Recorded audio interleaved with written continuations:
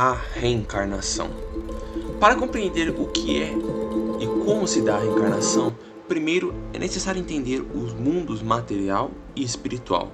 O primeiro, o mundo material, é visível aos olhos dos seres humanos, já o segundo é invisível aos olhos do corpo físico. Em simples palavras, o mundo material é um tipo de cópia do mundo espiritual, que seria a essência, a sublimação. Para a doutrina espírita, todo homem tem um espírito encarnado em si e seu corpo físico passa pelas fases normais da vida: infância, adolescência, juventude, maturidade e velhice.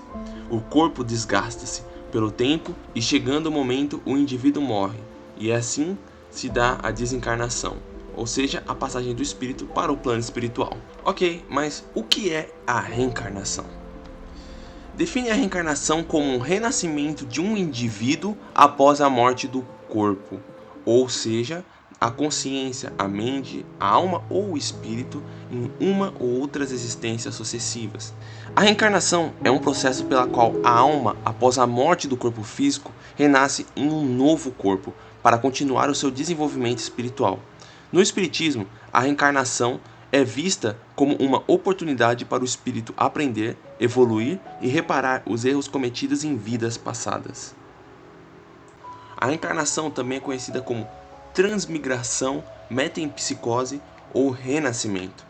O conceito pode ser encontrado em crenças diversas como o hinduísmo, o budismo, o jainismo, que seria uma religião originária da Índia, e várias formas aparece como uma crença esotérica em muitas correntes do judaísmo e em diferentes aspectos em crenças de povos de línguas indígenas das Américas. A crença no renascimento, a metempsicose, era sustentada por figuras históricas gregas como Pitágoras, Sócrates e Platão, e a reencarnação também está no próprio espiritismo, ao qual nós iremos focar. Existem muitas religiões e doutrinas que são reencarnacionistas, porém só dei alguns exemplos. Certo, mas agora que nós sabemos o que é a reencarnação, por que os seres devem se reencarnar? A reencarnação é a oportunidade que temos de aperfeiçoar os nossos erros e acertos, mediante a nossa experiência, construindo o nosso próprio destino. A doutrina espírita diz que Deus cria as almas simples e ignorantes, isto é, sem uma noção e sem o conhecimento do bem ou do mal, mas com igual aptidão para tudo. Ao longo das encarnações, os espíritos cometem erros, aprendem, refletem, têm experiências que marcam profundamente, mas sempre com o objetivo de passar de uma ordem espiritual inferior para outra mais elevada.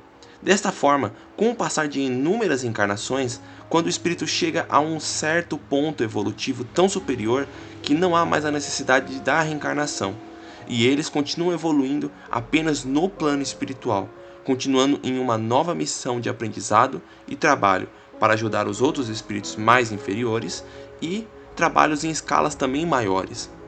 Porém, há espíritos muito evoluídos que se reencarnam novamente não mais por necessidade, mas para cumprir alguma missão em grande escala, para modificar o comportamento de uma nação ou do mundo positivamente, como é o caso de Jesus.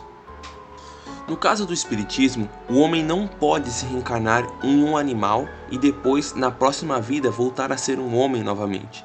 Os espíritos nunca retrocedem, eles estão sempre progredindo, porém, podem ficar estagnados na reencarnação. Caso o espírito não faça nada de bom na encarnação, ele fica preso naquele estado onde ele está, parado naquele nível evolutivo, e aí ele vai demandar de outra encarnação para poder progredir. E a missão que ele não cumpriu na encarnação anterior, ele vai somar essa missão nova com uma outra missão, para poder assim progredir mais.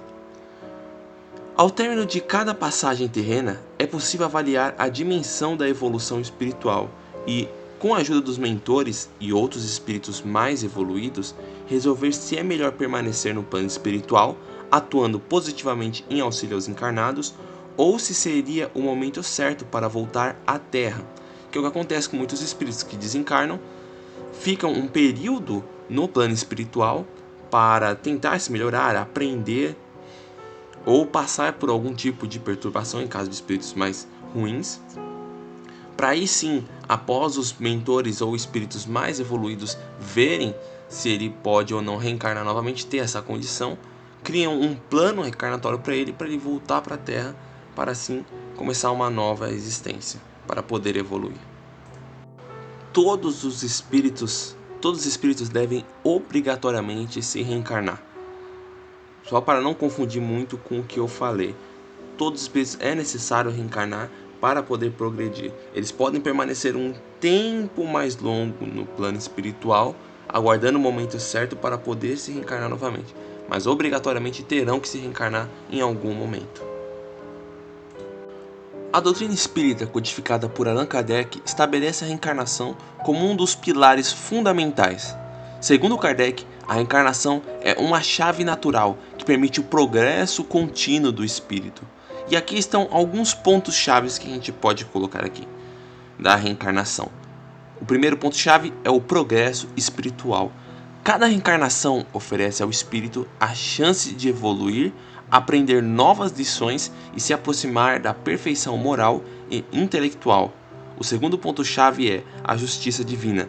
A reencarnação explica as aparentes injustiças da vida, permitindo que cada espírito colha o resultado de suas ações passadas e tenha novas oportunidades de crescimento. Assim, Deus não puniria uma pessoa eternamente no inferno e deixaria ela lá para sempre. Não, ele sempre daria uma nova chance para a pessoa poder se melhorar. E o terceiro ponto são as expiações e provas. Algumas encarnações são escolhidas pelos próprios espíritos que vão se reencarnar, para expiar as faltas de vidas passadas ou para enfrentar provas que acelerarão o seu progresso espiritual.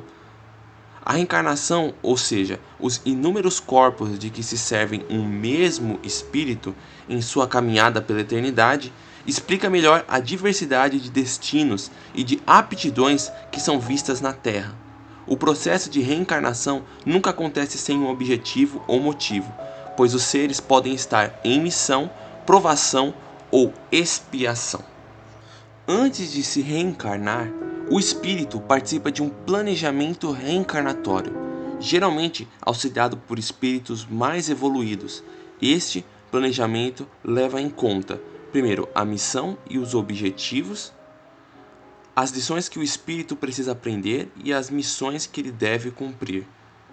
O segundo ponto é a família e o meio. No caso, o ambiente e as pessoas com quem o espírito terá relacionamentos importantes. E o terceiro são os desafios e as provas. No caso, as dificuldades e os desafios que o espírito vai enfrentar para promover o seu crescimento. Toda vez que ele se reencarna, é necessário a missão, que é uma tarefa ou um poder conferido a alguém para realizar algo. Porém, vale ressaltar que encarnar em virtude de uma missão somente ocorre para a minoria dos espíritos. A provação é um ato ou um efeito de provar e geralmente é sofrida por alguém, a fim de determinar se a pessoa possui condições de vencer os percalços da vida. Já a expiação acontece a grande parte das encarnações, ou seja, a razão é o pagamento de débitos adquiridos em vidas anteriores, ou nesta mesma vida.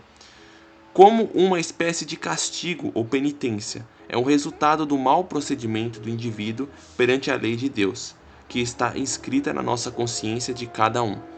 No caso, o espírito tem a obrigação de voltar para a Terra após os orientadores espirituais definirem qual vai ser a missão ou o pagamento ao qual o espírito deve realizar, os desafios e as provas que ele deve passar.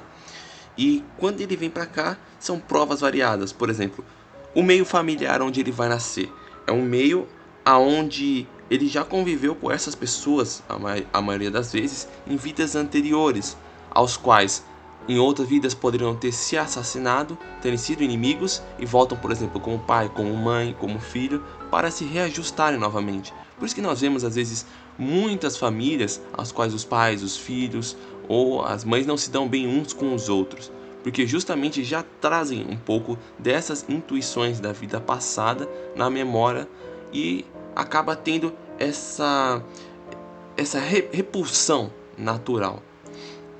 Não só isso, mas também outros espíritos trazem outros tipos de provas, como por exemplo, vir para a Terra e lidar com o ambiente religioso, trabalhar como líderes religiosos em prol de instruir as pessoas, auxiliar elas.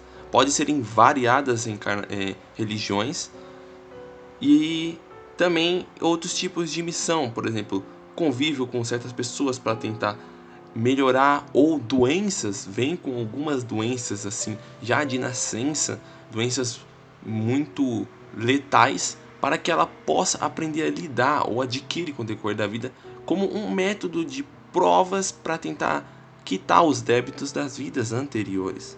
E assim tem uma infinidade de, de provas que podem surgir. Nascimento e a vida. Ao reencarnar, o espírito não lembra de suas vidas passadas, embora essas experiências influenciem em sua personalidade, tendências e aptidões. A nova vida é uma tela em branco, permitindo que o espírito faça escolhas livres e enfrente suas provas com imparcialidade. A desencarnação. Após a morte física, o espírito retorna ao mundo espiritual, onde revisa a vida que acabou de concluir. Esta revisão ajuda o espírito a avaliar o seu progresso, compreender os seus erros e preparar-se para futuras encarnações. E aí surgem as perguntas, né? Podemos nos lembrar de vidas passadas? Embora normalmente não nos lembremos de vidas passadas, essas experiências influenciam nossas personalidades e tendências. Em alguns casos, pessoas relatam lembranças vividas de vidas anteriores. Essas memórias elas surgem como de forma intuitiva. E algumas pessoas têm instintivamente memórias das vidas passadas, como é o caso das crianças prodígios. Um bom exemplo aonde em terna idade uma criança, mesmo sem nunca ter tocado num piano ou sequer ter visto um, ao se debruçar com o instrumento pela primeira vez, consegue compor músicas complexas. E posteriormente, se aprofundando mais no instrumento, consegue compor sintonias incríveis. Porque em outras encarnações, aquela criança já era um músico e aquele conhecimento está no espírito dela, continua com ela, e quando ela passa para outra reencarnação, esse conhecimento permanece, só que de forma intuitiva.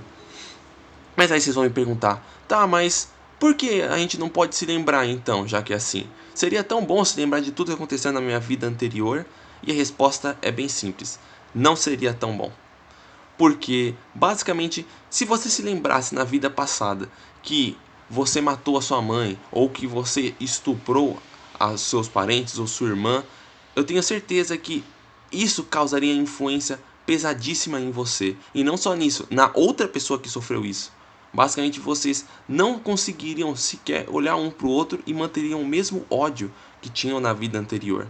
Então é necessário apagar a memória, né, vir como uma tela em branco para ser uma nova oportunidade. Grandes inimigos do passado podem finalmente voltar juntos na mesma família para reparar os erros já acontecidos. A mesma coisa também, um bom exemplo, seria um criminoso que cometeu um erro, matou uma pessoa na vida anterior, fez coisas horríveis e se arrepende. E depois que ele se reencarna novamente, ele tem a oportunidade de poder começar do zero. Não ter aquele peso na consciência dele sempre atacando ele, incomodando. É por isso que geralmente nós não nos lembramos das vidas anteriores. Os espíritos têm os caminhos traçados por espíritos superiores que gerenciam as reencarnações, que organizam com o máximo de cuidado e competência os planos da reencarnação, valendo-se do registro individual de cada espírito. Assim, fica claro que a reencarnação é a mais alta expressão da justiça divina, que não condena ninguém aos sofrimentos eternos por causa dos erros de outras vidas, muitas vezes cometidos em momentos de insanidade. Mas é claro, os espíritos têm o próprio livre-arbítrio e às vezes eles acabam saindo desse caminho que foi gerenciado na encarnação dele. Pelo ter livre-arbítrio, você pode optar em seguir a programação encarnatória ou seguir um caminho diferente, que pode acabar levando consequências ruins. E aí vem as grandes dúvidas, né, sobre a reencarnação. Quantas vezes um espírito deve se reencarnar? Um espírito pode reencarnar quantas vezes necessitar para o seu desenvolvimento, sem perder sua individualidade, mudando apenas a sua personalidade. Isto porque cada encarnação ele sofre a influência de um novo corpo, do novo ambiente físico, sociocultural, de novas famílias, dos amigos, etc.